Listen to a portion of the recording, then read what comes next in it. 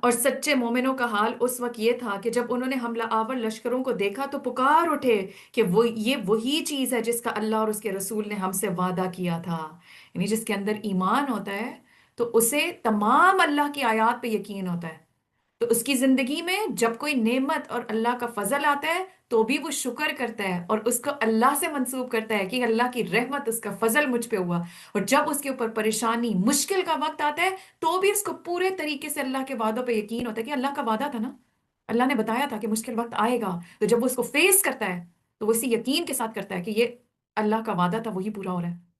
اور آپ دیکھیں کہ سب سے بڑا امتحان کسی کی زندگی میں کب آتا ہے؟ جب اس کا کوئی پیارا دنیا سے رخصت ہو رہا ہوتا ہے۔ لیکن جتنا قرآن سے تعلق ہوتا ہے، جتنا اللہ سے تعلق ہوتا ہے، تو اس موقع پر انسان اپنے دل کو کس طریقے سے مطمئن کر سکتا ہے؟ وہ آسان کام نہیں ہوتا۔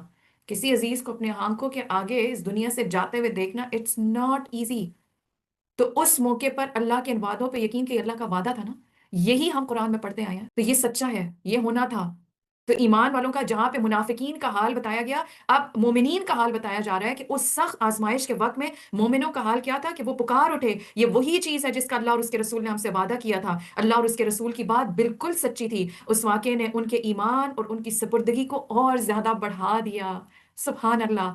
ایمان لانے والے مشکل وقت میں، آزمائشوں میں رب کے اور قریب ہو جاتے ہیں، ان کا ایمان اس وقت اور مضبوط ہو جاتا ہے اور زیادہ بڑھ جاتا ہے، اور ان کو اپنے اللہ کے آگے اپنی کمزوری، اپنی بے بسی کا اور یقین ہو جاتا ہے، نہ یہ کہ وہ اس وقت وہاں سے اللہ کے بارے میں برے برے گمان کرنے لگے۔ ایمان لانے والوں میں ایسے لوگ موجود ہیں جنہوں نے اللہ سے کیے ہوئے وعدے کو سچا کر دکھایا۔ ان میں سے کوئی اپنی نظر پوری کر چکا اور کوئی وقت آنے کا منتظر ہے۔ انہوں نے اپنے رویے میں کوئی تبدیلی نہیں کی۔ سبحان اللہ! یہ اللہ کا کرم ہوتا ہے کہ مشکل وقت میں، آزمائش کے وقت میں پھر انسان کو خیر، بھلائی، نیکی کے راستوں پہ جما کے رکھے۔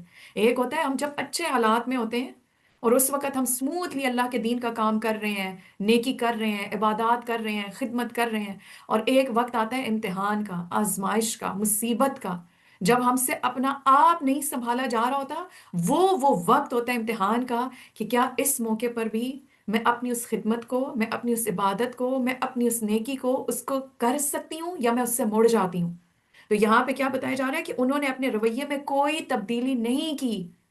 امیجن کریں کہ وہ غزوہ خندق کا حال کیا تھا، لیکن اس موقع پر بھی ان میں کوئی فرق، کوئی چینجز نہیں آئیں۔